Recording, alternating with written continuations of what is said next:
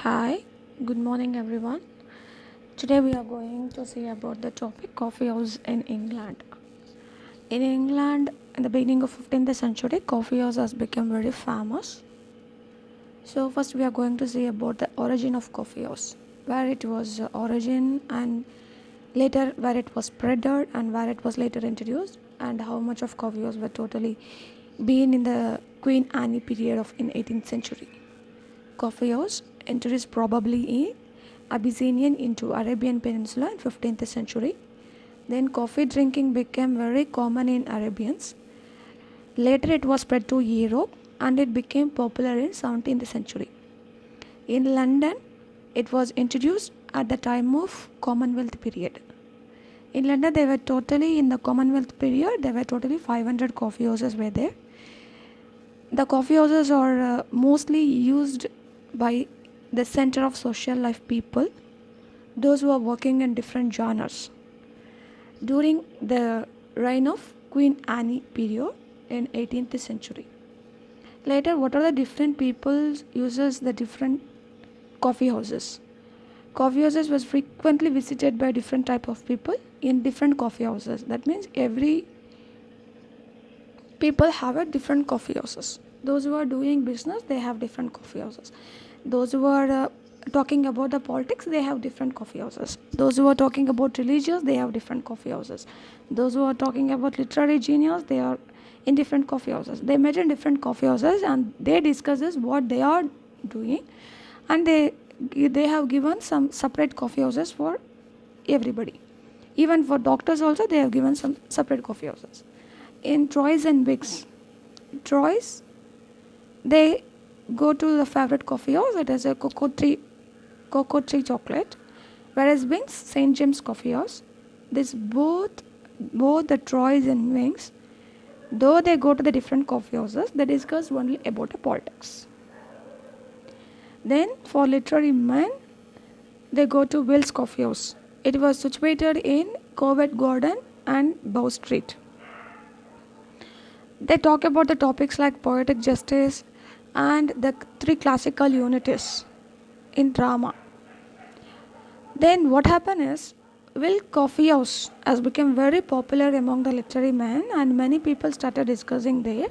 So one of the old servant of Joseph Addison, Mr. Button, have started a rival to the Will's Coffee House.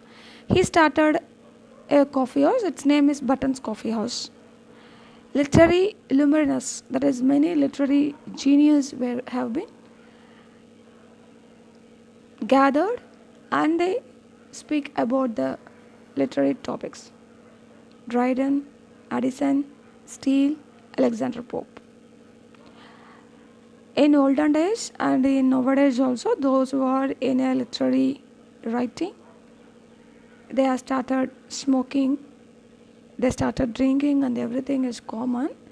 So smoking was common in all coffee houses, particularly at Will's Coffee House. The next slide is scholarly and critic. They meet in Grecian's Coffee House. Then to doctor, it is Gravey Coffee House. Especially Dr. John Radcliffe. He is the in the England in that period.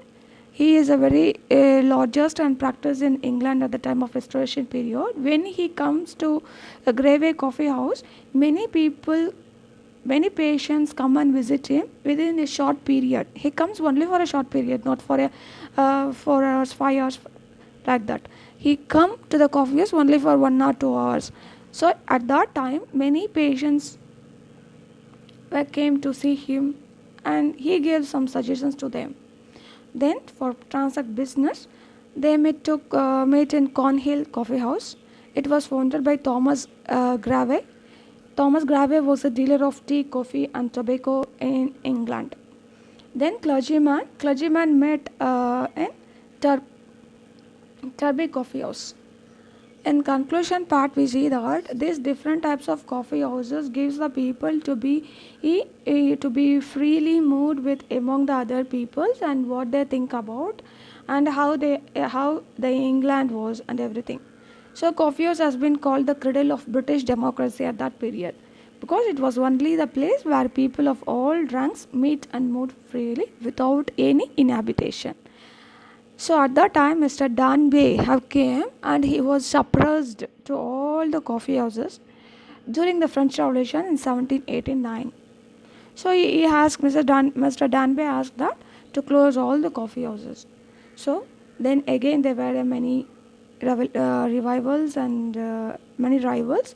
After many years, the Napoleonic War came, and that war became a favorable to open again, to open the coffee houses again. Thank you.